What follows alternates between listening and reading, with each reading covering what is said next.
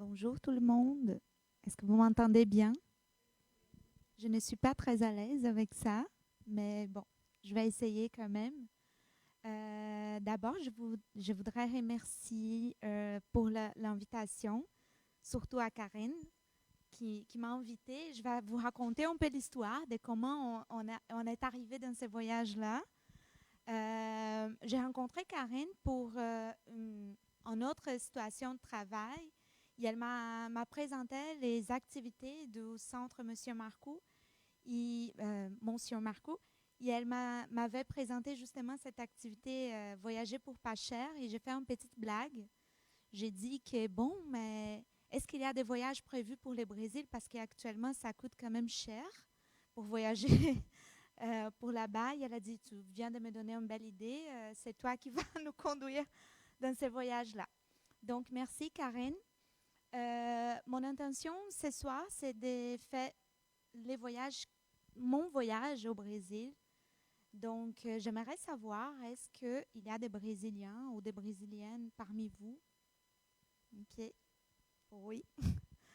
Euh, est-ce qu'il y a des personnes qui ont déjà voyagé au Brésil, à part les Brésiliens? Non? OK. Bon, tout ça pour vous dire que je vais faire mon voyage, je vais vous présenter mon voyage au Brésil. Ce n'est pas forcément le même voyage que mes collègues brésiliens qui sont là ont fait et peut-être pas les mêmes voyages que vous avez fait déjà ou que vous allez faire un jour au Brésil. Donc, mon idée, c'était vraiment de présenter dans un sens très affectif mon expérience étant que brésilienne. Et pour commencer, je vais me présenter. Donc, moi, je m'appelle Aline. Je suis psychologue de formation. Je travaillais comme psychologue au Brésil.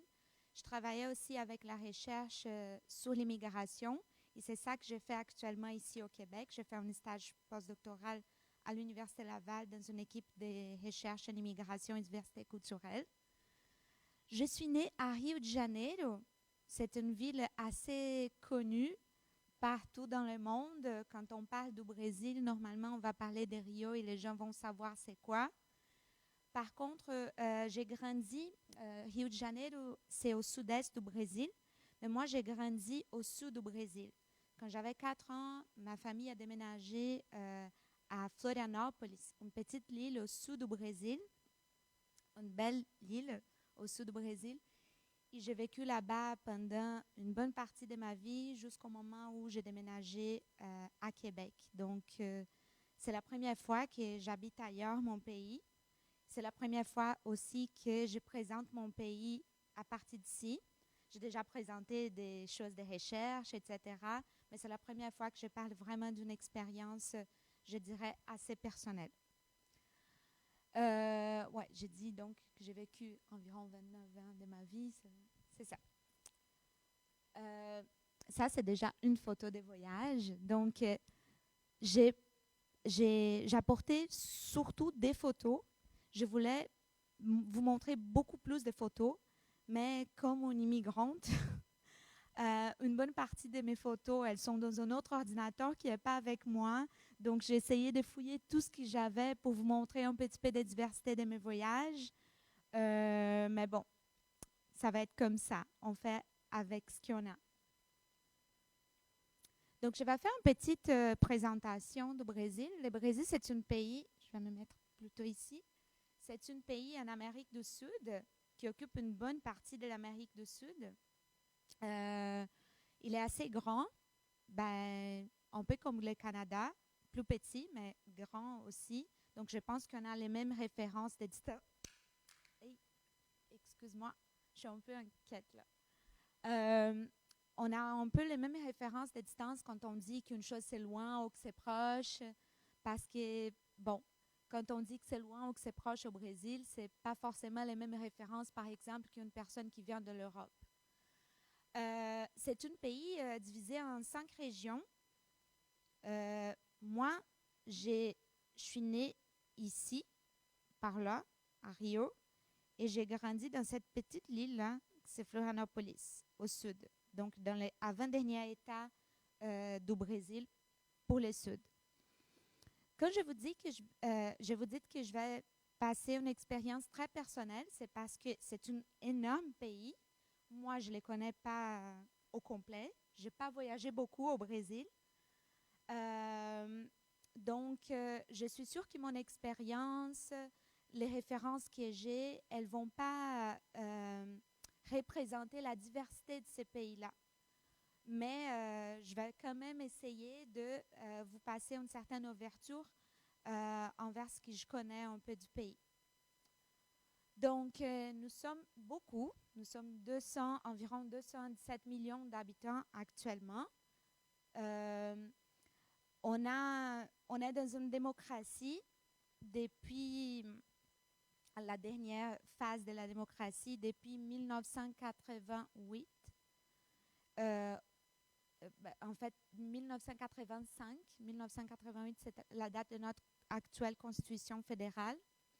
Quand j'ai dit que c'est une démocratie très faible, peut-être que vous avez des références un peu parmi des nouvelles par rapport au Brésil de toute notre situation actuelle, mais elle est juste une petite représentation de ce qui, d'un héritage de la dictature et de beaucoup de manque de des constructions de mémoire, on dirait, envers tout ce qu'on a vécu pendant la dictature et dans d'autres situations de violence dans l'histoire du Brésil. Donc, le Brésil, c'est un pays qui a été fondé sur...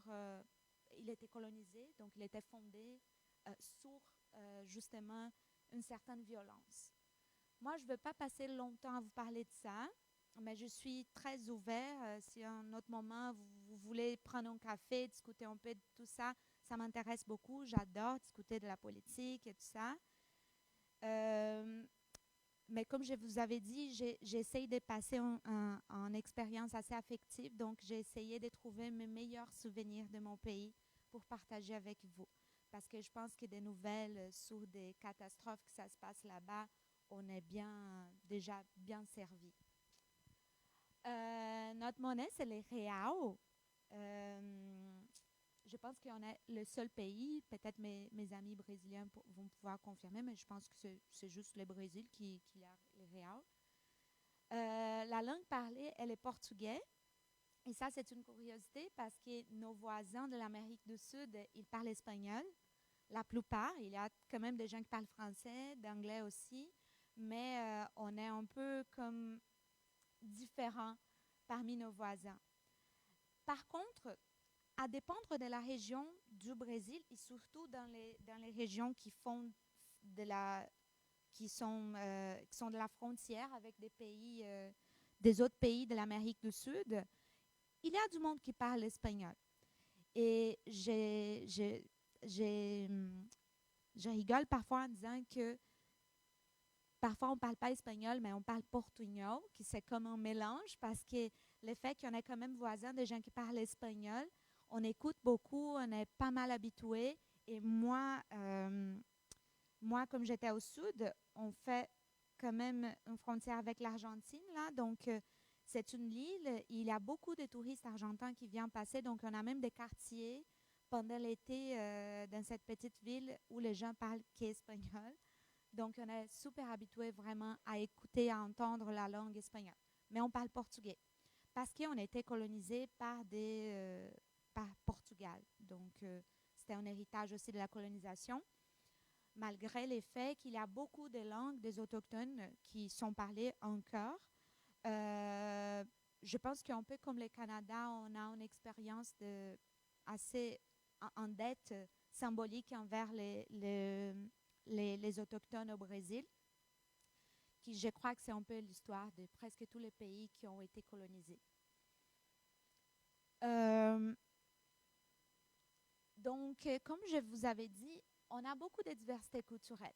Cette photo, euh, à part les amis du Brésil, est-ce qu'il y a quelqu'un qui risque de dire c'est quoi comme fête? C'est le carnaval, c'est bien ça. Euh, donc, est-ce que le carnaval, il dit quelque chose à vous? Ouais. c'est une de notre grandes fêtes. Ben, moi, je suis un peu, c'est très tendancieux parce que ça, c'est le carnaval à Rio de Janeiro. Donc, j'apporte vraiment une référence de mes origines. Donc, c'est un des célébrations culturelles peut-être la plus connue du Brésil ailleurs dans le monde. Et on fête le carnaval toujours au mois de février. C'est une fête qui, dans certaines régions, elle a plus de force. Au sud, d'où je viens, c'est pas aussi forte comme à Rio. Je viens parce que j'ai vraiment passé la plupart de ma vie là-bas. Mais à Rio, il y a São Paulo. Ce sont deux régions où il y a comme des fêtes officielles, beaucoup de touristes participent, etc. Normalement, uma escola de samba, qui c'est comme les, les groupes de personnes qui organisent un défilé. Défilé, c'est défilé qu'on dit en français, merci.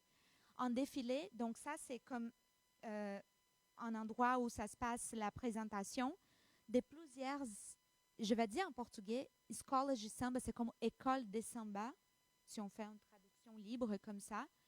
Et ce sont des organisations, on dirait, à la base, à l'origine communautaire, où les gens dans certains quartiers qui partagent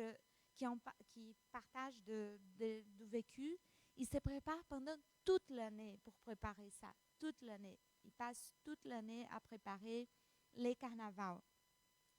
Et ça commence vraiment en défilé, ça commence en début de soirée, ça peut aller jusqu'à 7 heures du matin. C'est vraiment beau. Moi, j'ai jamais vu en personne, mais on a l'habitude, avec ma mère, on avait l'habitude de passer toute la nuit à regarder ça à la télé. Donc, c'est vraiment, ça mobilise beaucoup. Après, il y a des prix et tout ça. Mais ça, c'est juste en fête. Moi, je n'ai pas apporté des photos de toutes les fêtes parce que je ne voulais pas non plus faire de l'appropriation culturelle envers les autres régions du Brésil. Mais je risque de dire que la danse et la musique, elle est vraiment comme un ingrédient de notre réalité, un peu partout. Donc, ça va dépendre de la région, de l'histoire de la région, parce qu'une chose que j'ai oublié de dire par rapport au carnaval, c'est que normalement, toutes ces défilés, ce n'est pas juste des images, ce n'est pas juste des personnes qui sont déguisées et qui marchent pendant des heures et des heures. Il y a toujours une chanson qui va conduire tout le défilé de chaque Scarlet Samba. Et cette chanson, elle normalement va raconter une histoire. Et fréquemment, ces histoires sont des histoires qui vont faire référence à des éléments de la culture très importants. Dernièrement, on a beaucoup de manifestations politiques en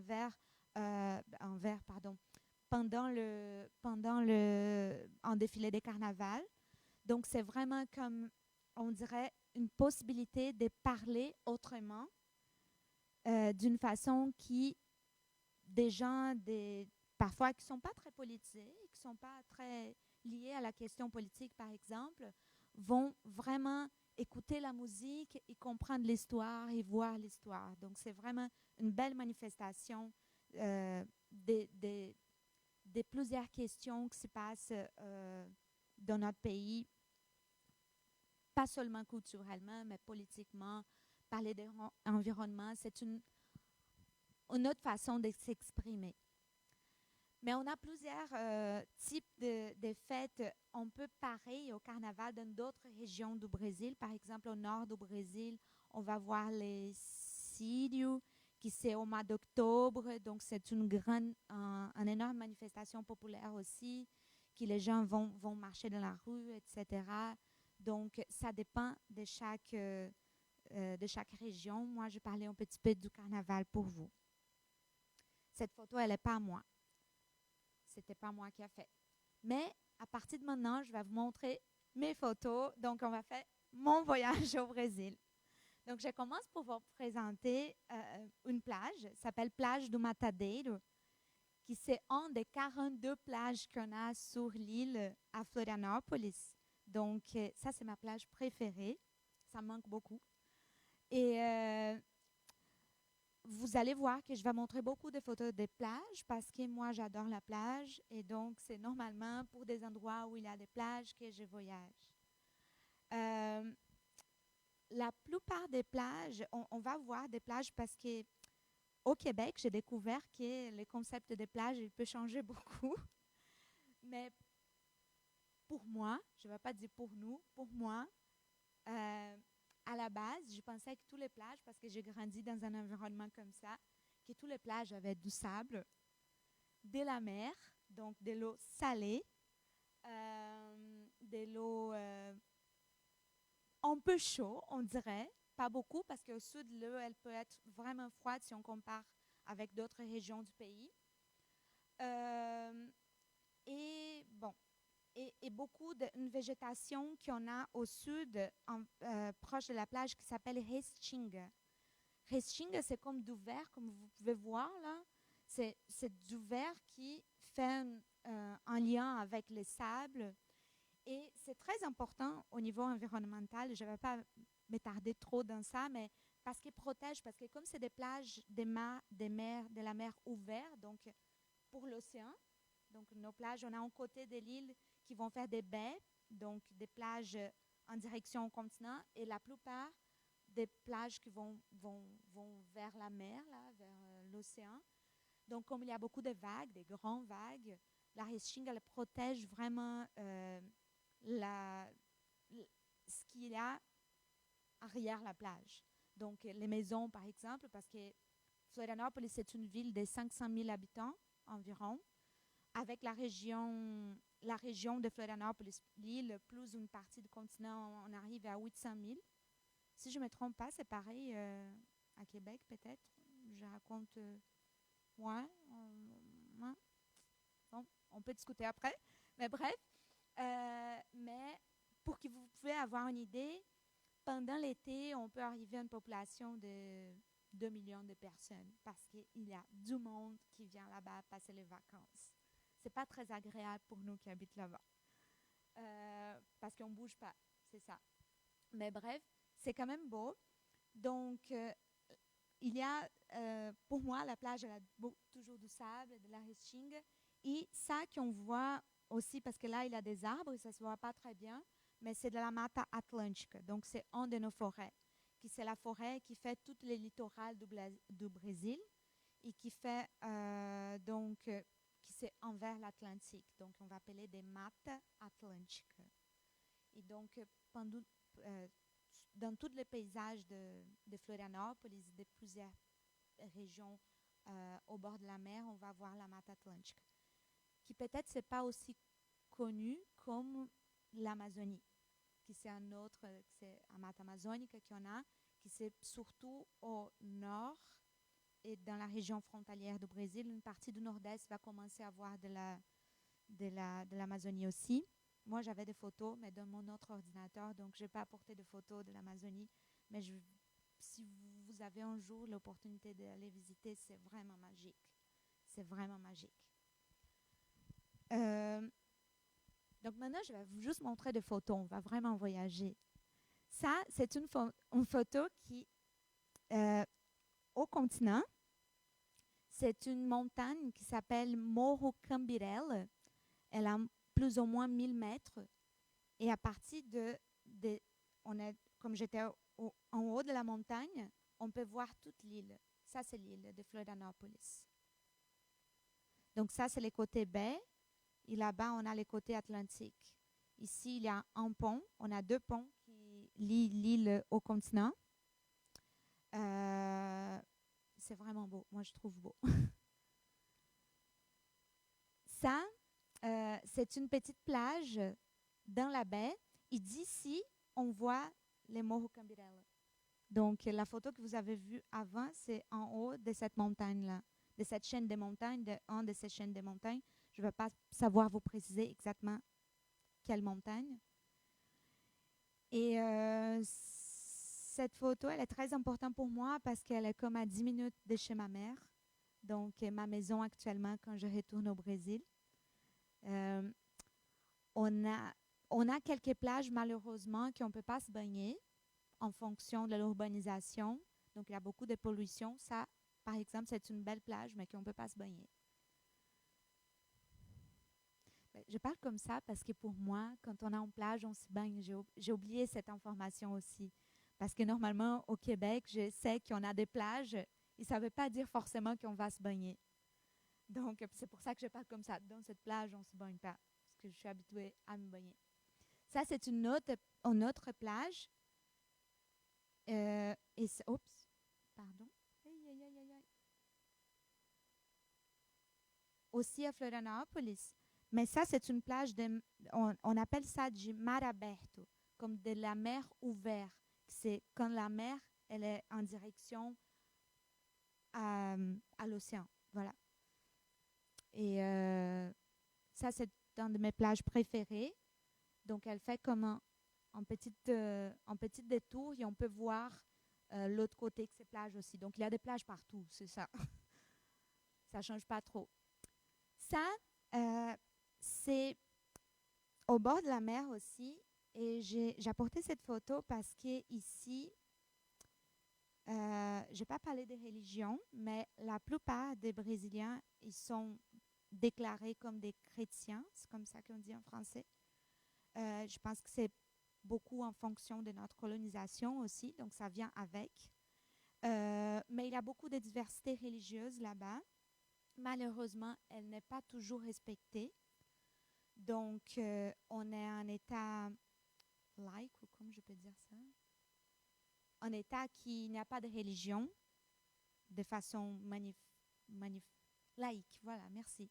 Donc, on est en état théoriquement laïque, mais ce qu'on voit, c'est qu'il y a beaucoup de tolérance envers les manifestations religieuses, envers la religion catholique, et pas beaucoup, et c'est pour ça que j'ai apporté cette photo, qui c'est une... ça, c'est je ne vais pas pouvoir vous expliquer parce que moi, je n'ai pas un lien religieux avec aucune religion, donc je ne veux pas parler de ce que je ne sais pas. Mais une chose que je peux vous affirmer, juste pour que vous ayez une idée, ça c'est Yemanja, on appelle la reine de la mer. Donc, c'est une représentation religieuse, une manifestation religieuse d'une religion de matrice africaine. Donc, c'est surtout ces personnes-là qui vivent beaucoup d'intolérance religieuse au Brésil actuellement, malheureusement. Je pourrais vous donner des hypothèses. C'est des religions de matrice africaine. Nous, on était un pays fondé aussi sur l'esclavage. Donc, en fait, si je ne me trompe pas, je pense qu'on était les derniers pays de l'Amérique à arrêter de façon officielle l'esclavage. C'est très récent. C'est de 1888. Moi, je suis capable de faire comme dans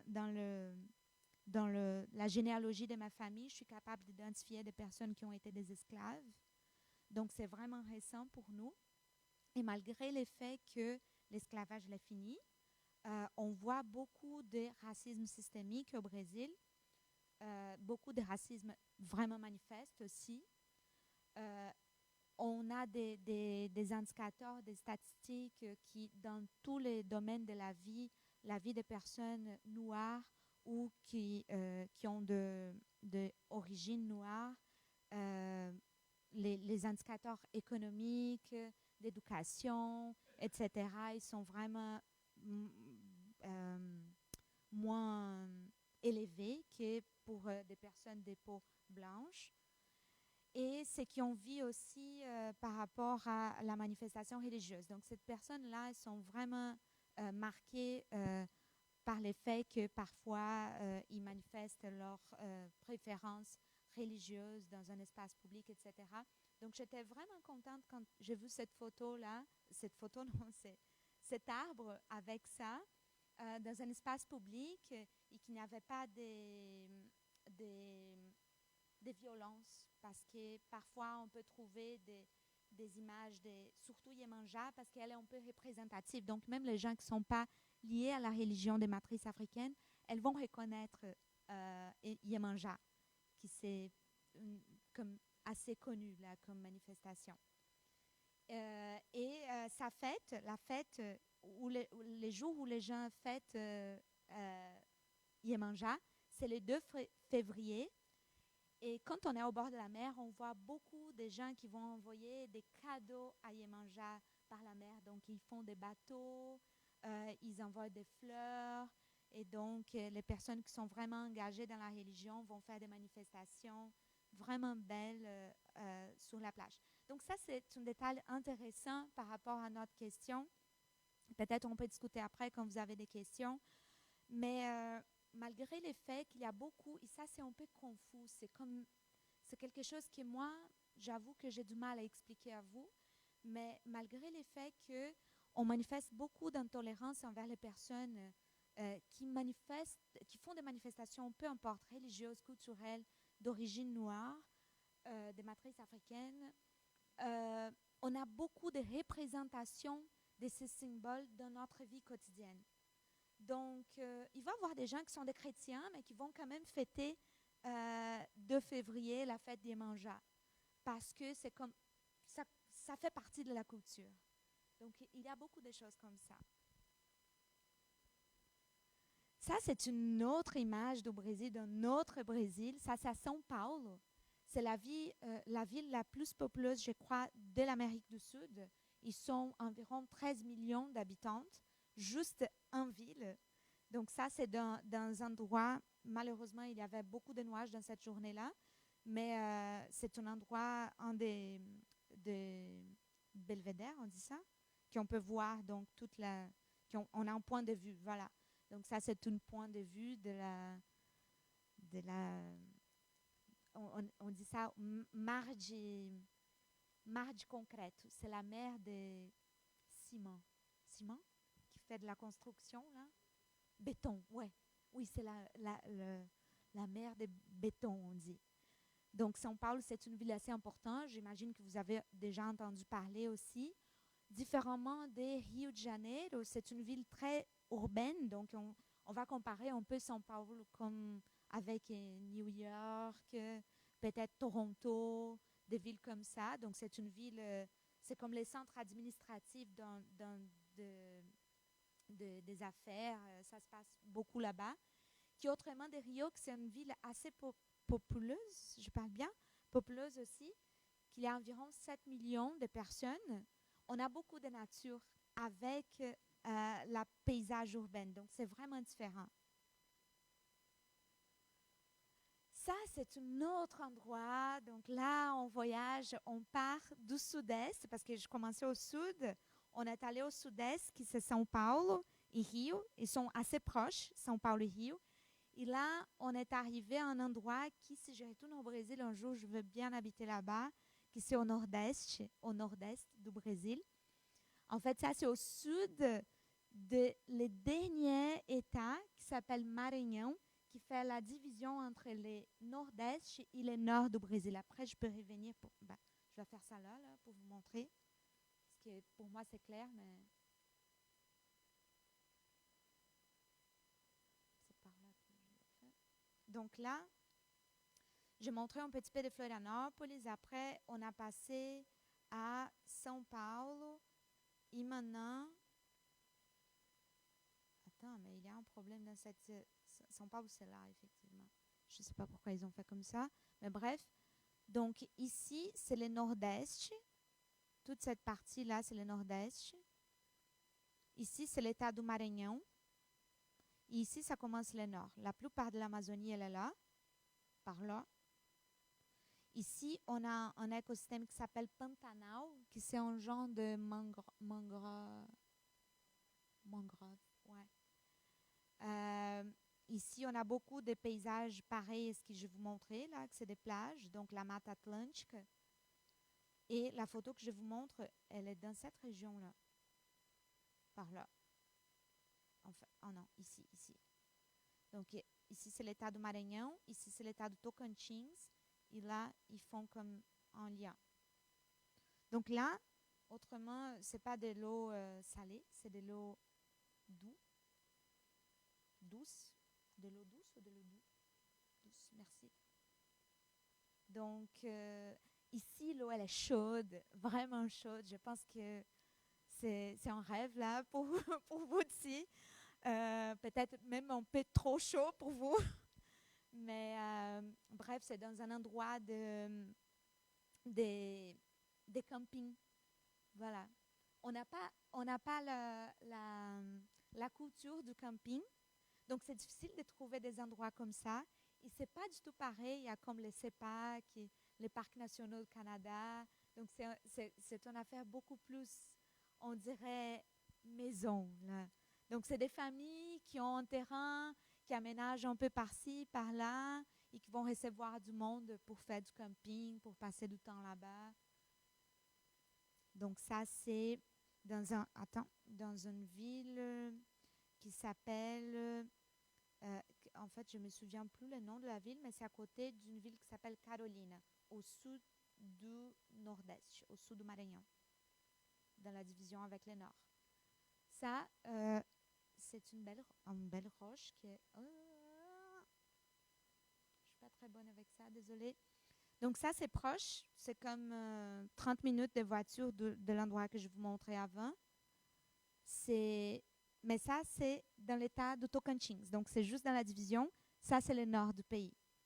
Donc, ici, on a un paysage qu'on appelle chapade. C'est comme on a, on a des points qui sont hauts et on va voir vraiment des choses qui sont vraiment comme plates comme ça, mais à partir de l'eau. Donc, pas de l'eau, du haut. Donc, c'est vraiment beau là. C'est des paysages vraiment différents qu'on va d'un côté à l'autre. C'est ça que je voulais vous montrer. Ça, c'est au nord du pays aussi, dans une petite île qui se situe dans un fleuve au nord du pays, de l'état de Pará, et proche de la ville de sa capitale qui s'appelle Belém. Et ça, c'est juste une façade. Façade, on dit comme ça, comme c'est ça. Donc, on a beaucoup d'héritage, surtout dans certaines villes. Et Belém, c'est une ville où il y a beaucoup d'héritage de la colonisation au niveau de l'architecture, etc.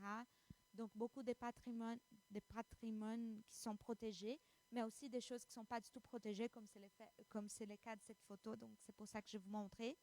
Ça, c'est un endroit vraiment touristique. Donc, ça, c'est pour des touristes, là.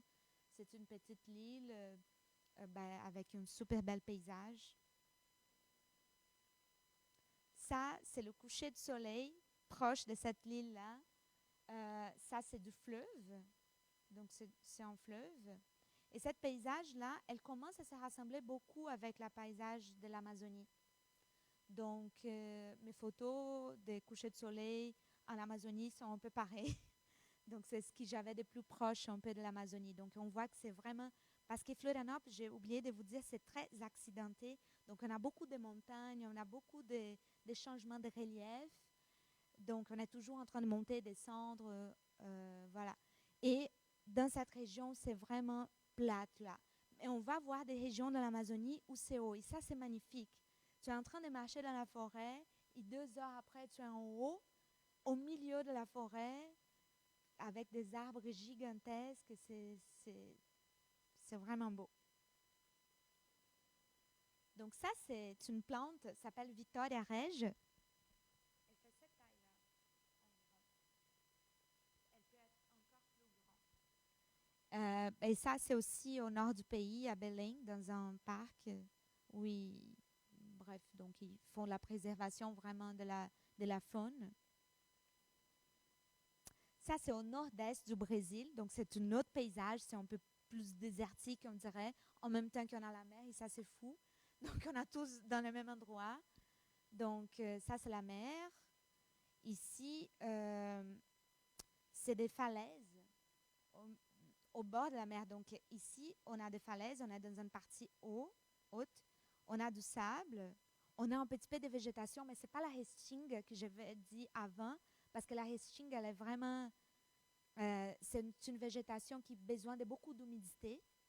Mais ici, non. Ici, il ne pleut pas beaucoup. Donc, il y a des plantes qui peuvent vivre pendant longtemps sans la pluie.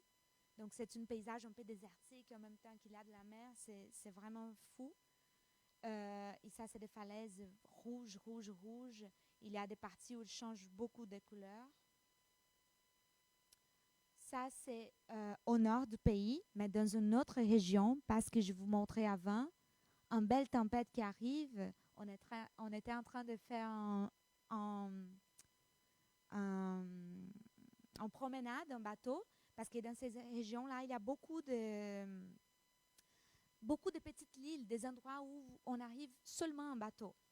Et les gens, il y a des gens qui vivent là-bas. Et ces gens, on va appeler des communautés ribérinhas, des gens qui vivent au bord du fleuve, du rio, on va dire. Donc, il y a des communautés ribérinhas. Et le, le climat dans cette région, c'est vraiment déjà un climat amazonique, c'est-à-dire un climat où tu as du soleil et d'un moment donné, tu as une énorme pluie parce que ça pleut beaucoup en Amazonie. Ça change tout le temps. Ça change tout le temps. Et on voit la tempête qui arrive, on voit la pluie loin. C'est vraiment beau. Ça, c'est au nord-est du Brésil. On a plein de roches comme ça. Et ça, c'est au bord de la mer. J'ai la dernière photo que on voit de l'eau, de haut. Donc, on fait une randonnée pour arriver dans cette coin de la plage, là. Voilà. Donc, ça, c'est un peu les photos que moi, j'apportais pour mon voyage au Brésil, pour partager avec vous. Et là, je vous remercie et je reste à votre écoute pour des questions, pour des partages, pour des commentaires. Voilà. Merci de votre patience, de votre écoute.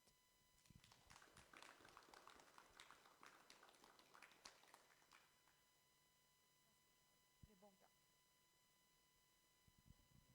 Ouais.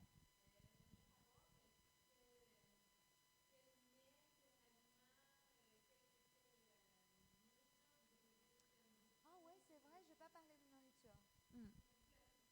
Ouais, c'est vrai. Je ne vais pas parler de nourriture, par contre, je vais vous apporter. Euh, euh, bon, ça change beaucoup parce que ça dépend de, j'ai essayé de vous montrer un peu, on a beaucoup de différences au niveau des climats, des reliefs, des conditions. Donc, on a des endroits au Brésil où ça va être vraiment sec et on va avoir du mal à trouver, par exemple, de la salade. D'autres régions où on va avoir beaucoup de pluie. On a même la neige au Brésil, j'ai oublié de vous dire. C'est à 3 heures d'où j'ai grandi, mais par contre, je n'ai jamais vu de la neige. Et quand je parle de la neige, c'est vraiment ce que vous voyez comme neige, là. Elle tombe, elle va rester comme 10 minutes par terre et elle va tout de suite... ouais. Donc, on ne voit jamais, donc, mais c'est quand même touristique, là. On voit de plus en plus, et ça, c'est un effet de changement climatique. Mais bref, donc, pour revenir à la nourriture, ça dépend de la région. Où j'ai grandi, c'est une île au bord de la mer, on mange beaucoup de fruits de mer. Cet été, j'ai eu l'opportunité de connaître le Nouveau-Brunswick, la baie de Chaleur. Et ce que j'ai mangé là-bas, ça rassemblait un peu ce qu'on mange là-bas. Donc, on a beaucoup de crevettes, on a beaucoup de poissons. On a quelques poissons qu'il y a ici aussi, mais je ne sais pas vous traduire là, mais mon copain, il est un pêcheur. La photo d'un gars à pêcher, c'était mon copain. Et lui, il fait comme les équivalences. Lui, il est français. Donc, il fait les équivalences des poissons qu'il trouve ici et là-bas. Euh, mais c'est ça. Donc, là-bas, on mange beaucoup de poissons, des fruits de mer, d'une façon générale. On est bien desservi aussi de pluie, donc on a beaucoup de variétés, des légumes, des fruits. Je peux même pas parler de fruits parce que ça, ça me donne envie de pleurer parce que c'est difficile pour nous ici. On a l'habitude de choisir la fruit, on sent la fruit. Et moi, je commençais à faire ça et j'ai remarqué que ça sent rien ici. Donc, j'étais comme, une fois, je me souviens, j'étais à l'épicerie, madame, j'étais en train de choisir une mangue.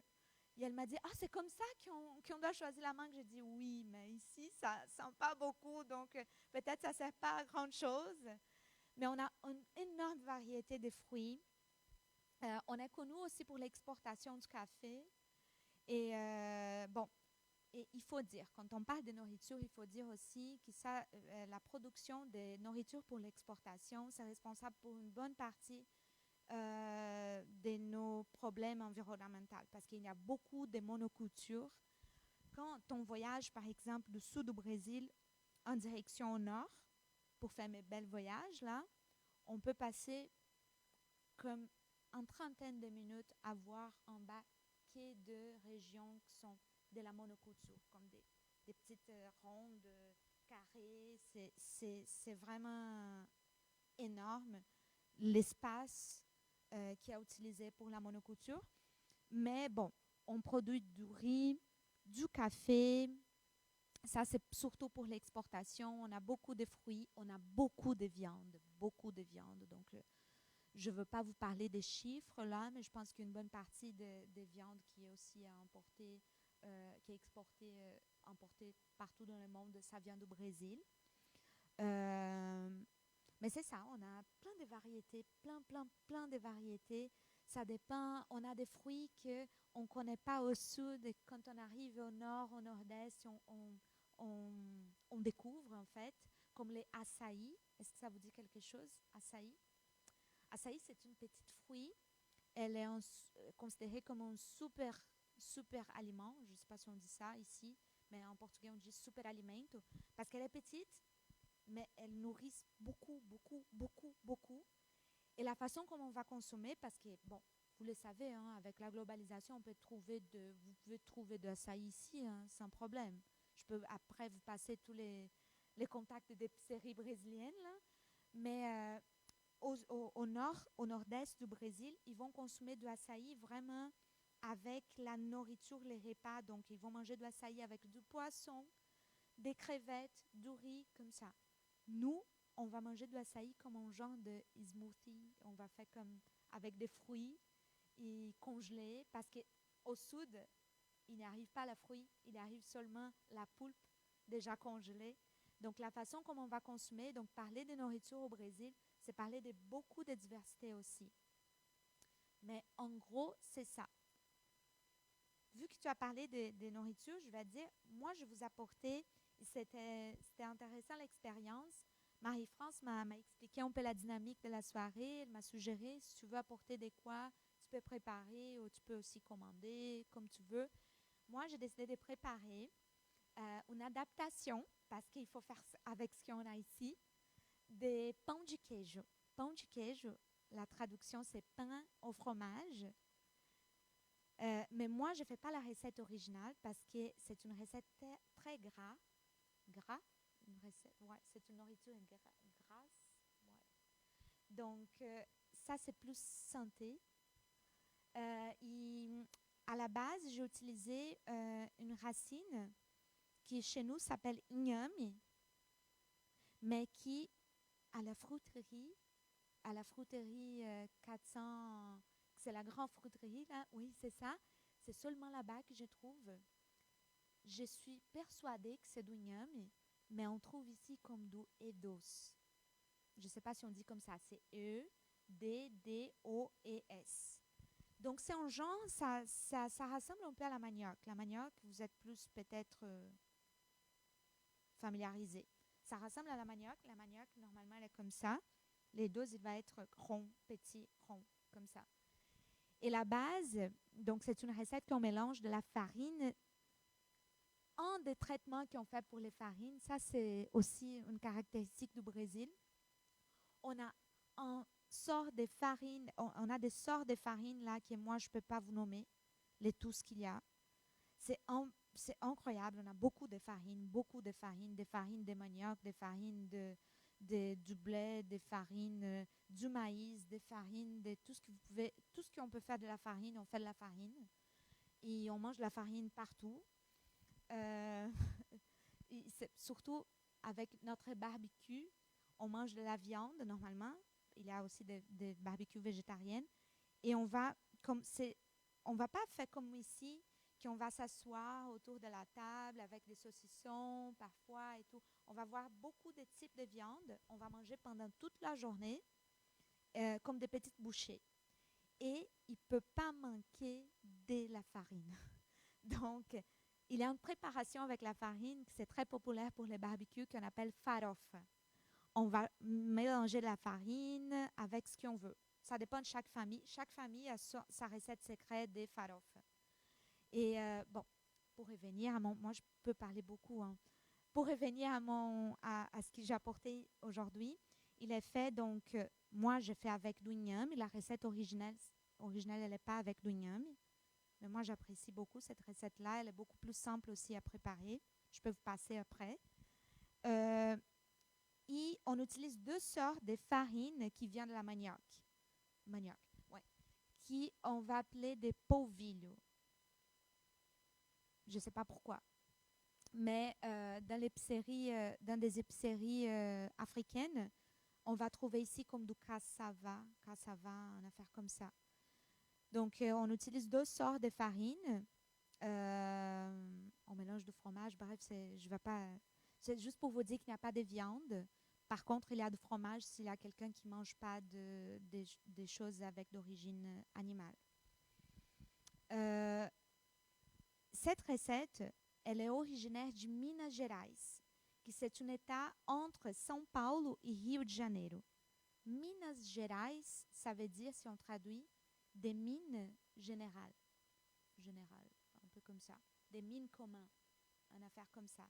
Donc, ça a été une région très exploitée en fonction, justement, des ressources des mines d'or, de plein de choses. Donc, c'est une ville qui a beaucoup d'importance dans l'histoire de la colonisation du Brésil et qui en a eu des désastres environnementaux importants dans les dernières années. 2014, si je ne me trompe pas, on a eu Brumadinho, qui ça a été un barrage qui a été... ouais, c'est ça, un barrage en fait des déchets des mines qui s'est corrompu et qui a pris toute une ville. Toute une ville. C'est vraiment triste. C'est pas la première fois que ça arrivait. 3 ans avant, il y a eu Mariana, une région à côté. Donc, Minas Gerais, c'est une région très menacée pour ce type de situation, très exploitée encore. Mais bref, qu'il y a une belle cuisine, malgré tout. Et donc, j'ai apporté cette petite, parce que c'est facile, c'est embouché. J'ai resté entre le pão de queijo et le brigadeiro. Brigadeiro, c'est une bouchée sucrée, mais le brigadeiro, il est très sucré, parce que nos affaires sucrées sont très sucrées. Donc, j'étais un peu... J'hésitais. J'ai trouvé plus santé à porter du pão de queijo. Donc, bon, je parlais beaucoup de nourriture. Je ne sais pas s'il y a quelqu'un... Ouais. Oui.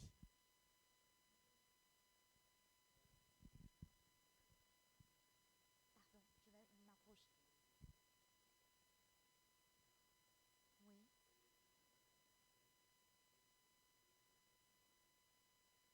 Bonne question. Dans toute l'année, parce que avec les changements des climats, pas des changements climatiques, pardon, les diversités des climats, on peut faire... le tourisme marche tout le temps au Brésil. Au sud, quand j'ai déménagé au sud, à Florianopolis, les saisons, elles étaient vraiment marquées.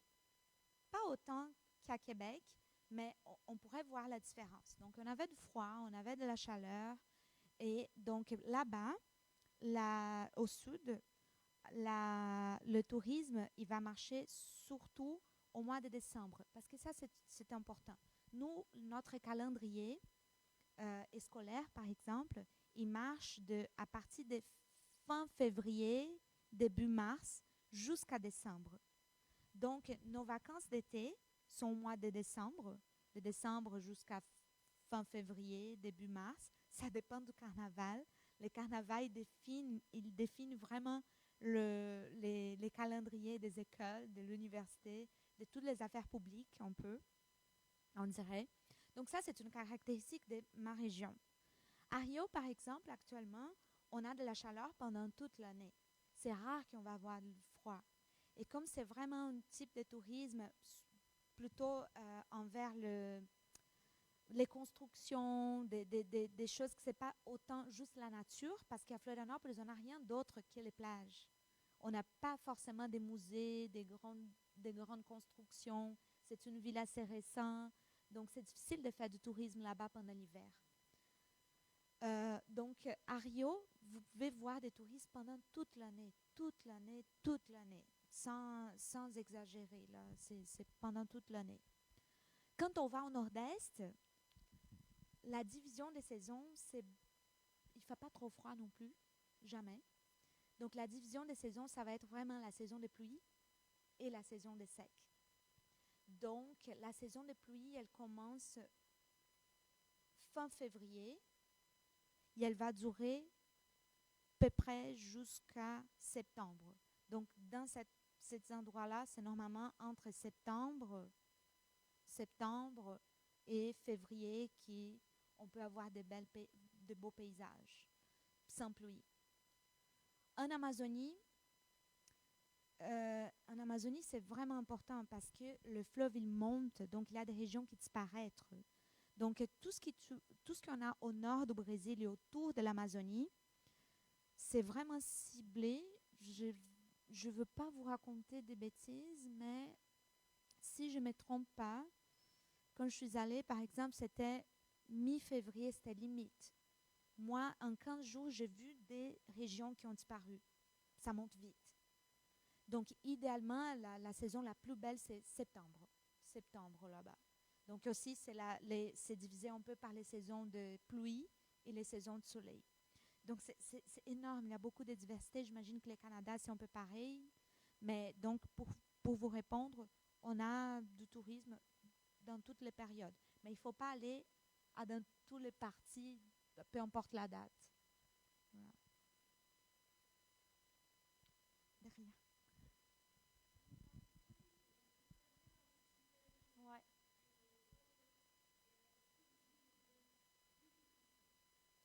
Ben, comment tu as dit? On vit bien? OK.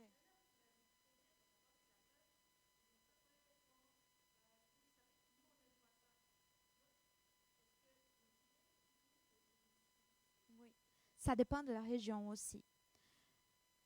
Je dirais parce que c'est un pays énorme, hein, donc on a des petits villages que ça se passe rien. C'est horrible de dire ça, mais c'est ça, hein.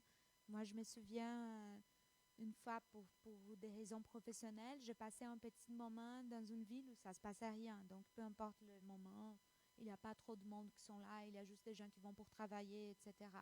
Mais pour les villes qui sont connues pour être des villes touristiques, euh, moi, je vais parler de mon expérience, donc du sud du Brésil. C'est qu'on va à Florianopolis et qu'il y a une augmentation d'immeubles partout, partout, partout, et surtout dans des endroits où il ne devrait pas avoir de construction. Donc, je dirais que, bon, on ne peut pas parler de ça sans parler de politique. Voilà. Le sud du Brésil, c'est la région la plus conservatrice du Brésil. C'est la plus raciste, la plus difficile. Le soutien à Bolsonaro, actuel président, on espère que seulement jusqu'à 1er janvier, on vote là, dimanche. Euh, ça, ça parce que c'est vraiment quelque chose qui change beaucoup notre vie là. Ben, vous avez vu là avec la pandémie, moi par exemple, j'ai perdu 2 personnes de ma famille. C'était vraiment la catastrophe là. Donc avec tout ça, avec Bolsonaro, mais pas juste avec Bolsonaro, on a beaucoup. Donc Florianopolis, c'est une ville qui a été, ça fait des années gouvernée par les mêmes familles. Donc ça fait comme de cette famille pour cette famille, ils sont tous des droits, ils sont pas forcément sensibles à la question environnementale. Donc, ça passe beaucoup de choses qui ça ne devrait pas passer par la loi. Donc, des énormes resorts qui ont au bord de la mer. Donc, si vous allez visiter un jour, par exemple, Florianopolis, je vous dirais, si vous voulez voir ce type de choses, vous devrez aller au nord de l'île. Au nord de l'île, c'est où ça se passe. Donc, il y a des énormes maisons, de beaucoup de constructions dans des régions où ce n'est pas du tout permis. c'est où aussi où les plages vont être plus polluées, évidemment, où on va voir aussi, on va voir l'inégalité sociale, parce que normalement, où ça s'installe des énormes constructions, on a des gens qui sont mis à côté, sans forcément une planification. Et au sud de l'île, ça va être la région la plus sauvage, on dirait, entre guillemets. Donc, la plage que je vous montrais, là, ma préférée, c'est au sud de l'île. Donc, ça dépend, mais je dirais que moi, comme je vois les choses, on est soumis, on dirait ça, on est soumis au tourisme. On est bien contente, on sait que c'est important. Il y a plein de monde qui vit de ça. Pour les pêcheurs, c'est important. Pour les gens qui ont des petites, je sais pas comment on dit ça, ici, gîtes, comme c'est pas un hôtel, tu sais, des endroits où les gens vont louer. Il y a des gens qui font leur revenu pendant l'été, qui travaillent comme des fous 3 mois, 4 mois par année. Ils passent le reste de l'année sans travailler parce qu'ils sont capables de subvenir et même de vivre bien comme ça. Donc, voilà, c'est important. Je ne veux pas faire une parole de oh, on déteste les touristes parce que c'est pas vrai du tout. On aime bien aussi de voir la ville avec du monde, qu'elle soit appréciée. Mais le problème, c'est que les choses sont conçues pour les touristes. Donc, notre mobilité, on a la pire mobilité, mobilité urbaine et collective du pays. Et quand je dis la pire, on veut dire Florianopolis, ce n'est pas une grande ville. Donc, on peut se déplacer d'un coin à l'autre de l'île dans pas trop longtemps. Mais si on fait ça en bus,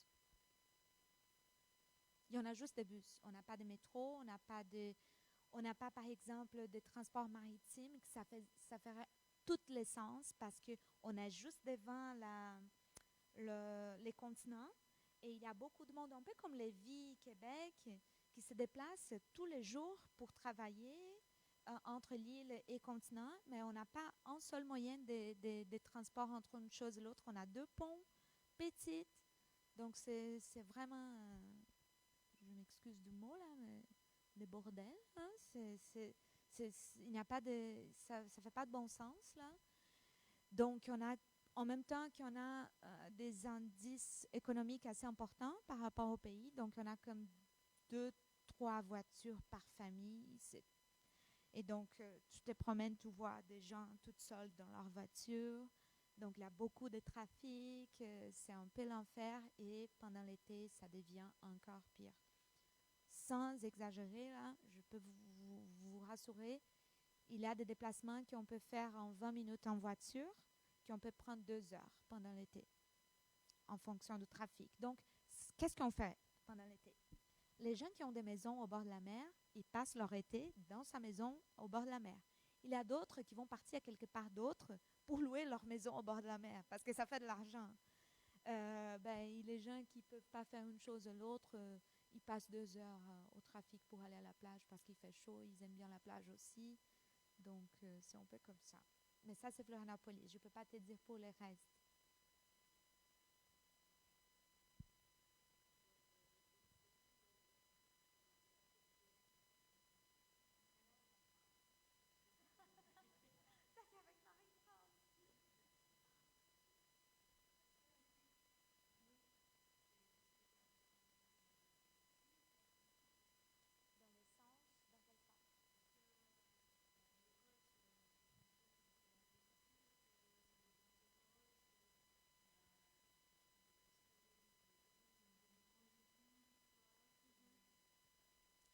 Je vais essayer de te répondre parce que mon problème, c'est que je ne connais pas trop le système scolaire ici. Euh, mais on a de l'éducation et de la santé publique. Et on dit publique et universelle, c'est-à-dire elle est publique et elle est pour tout le monde.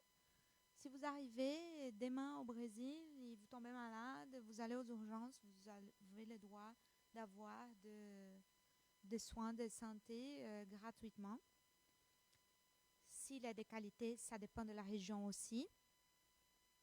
Et l'école publique, donc on a l'école, les enfants commencent à l'école de façon obligatoire avec 6 ans. 6 ans, donc c'est les préscolaires, on dit ça. Et la scolarité obligatoire, c'est pas ce qui se passe forcément. On a des indices de gens, des enfants qui sont pas à l'école assez importants. Je ne peux pas te dire des chiffres parce que je connais pas, mais je sais que sont beaucoup. Mais ils vont à l'école de 6 ans à 17 ans, les scolarités obligatoires. Après, on va accéder, ce qui peut-être pour vous, c'est les bacs, ou ben, je sais pas, ça c'est, j'essaie de comprendre, mais ça va pas. Donc, l'université, on a des universités publiques et gratuites aussi. Donc, quand je parle public, je parle aussi gratuit. Donc, on a de l'école publique et gratuite. On a l'université publique et gratuite aussi. On a aussi des écoles privées. On a aussi des universités privées. On a aussi des soins de santé privés. Mais donc, tout le monde a les droits d'accéder à l'école.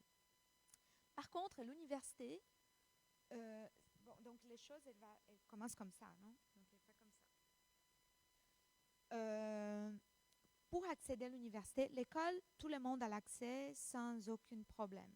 Aucun problème. Ben, il y a des problèmes, effectivement, mais je vais dire, tu vas dans ta région, dans ton quartier, tu demandes pour inscrire ton enfant à l'école, et ça va. S'il n'y a pas de place là-bas, ils vont te déplacer pour une école la plus proche, etc.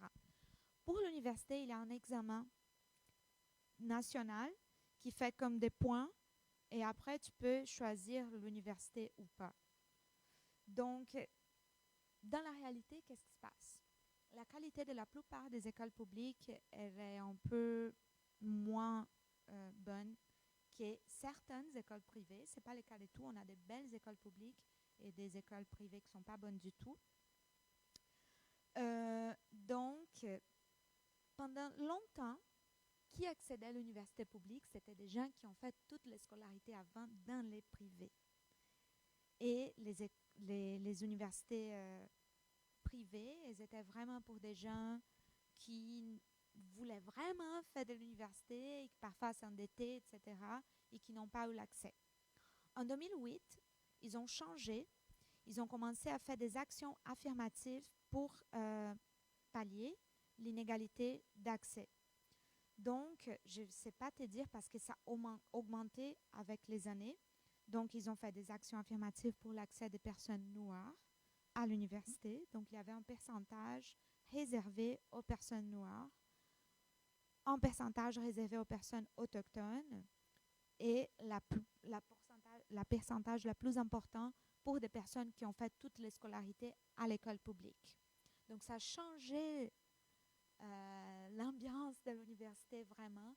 Donc aujourd'hui, on commence à voir des docteurs, des gens avec de hautes scolarités qui arrivent à l'université, qui deviennent des profs universitaires, etc., qui viennent d'une classe sociale moins aisée.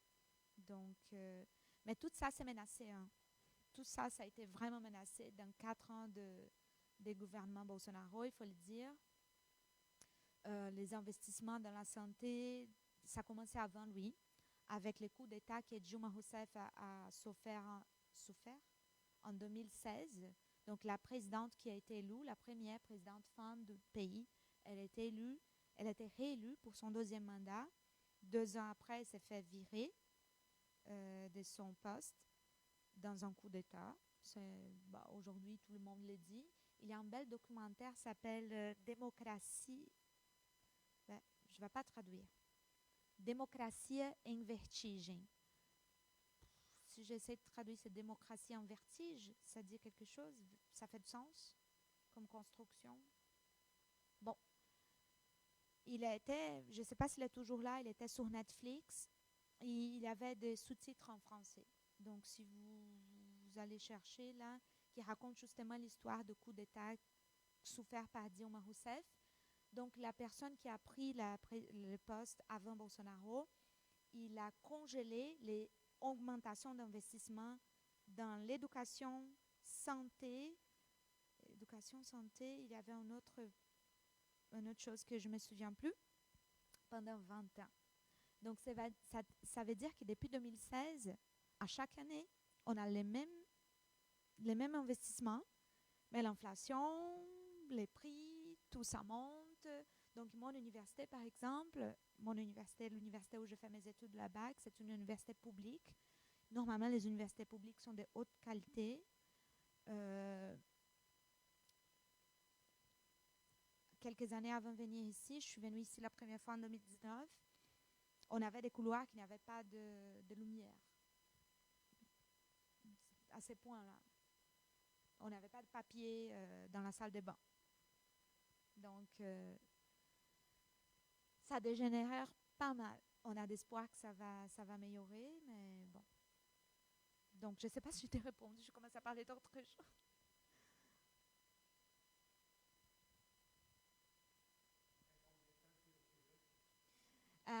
Je suis venue la première fois en 2019 pour un séjour de 6 mois pendant mon doctorat.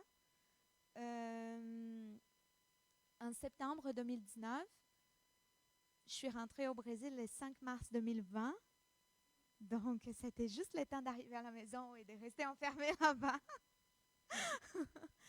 Mais bon, je vais partager cet aspect personnel de ma vie. J'ai connu mon chum ici, qui est en français, mais qui est déjà canadien aussi.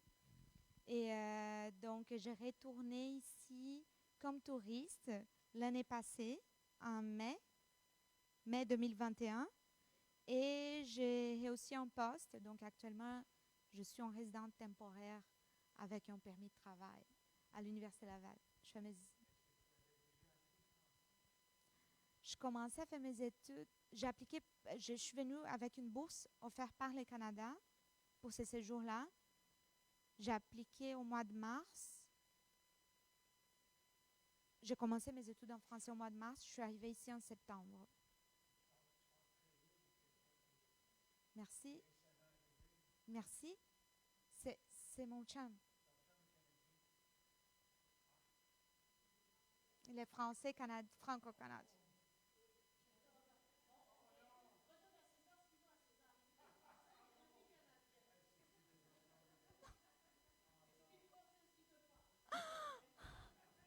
Donc, ça a dû monter. Je dois apprendre assez vite parce que lui, il ne parle pas portugais. Ben, il ne parle pas encore. En ce moment-là, il est dans son cours de portugais. Il a commencé ses cours de portugais aujourd'hui, c'était son deuxième cours. Mais merci beaucoup. C'est important d'entendre ça parce qu'on fait des efforts. C'est pas facile comme langue, le français. Non. Bon, on mange?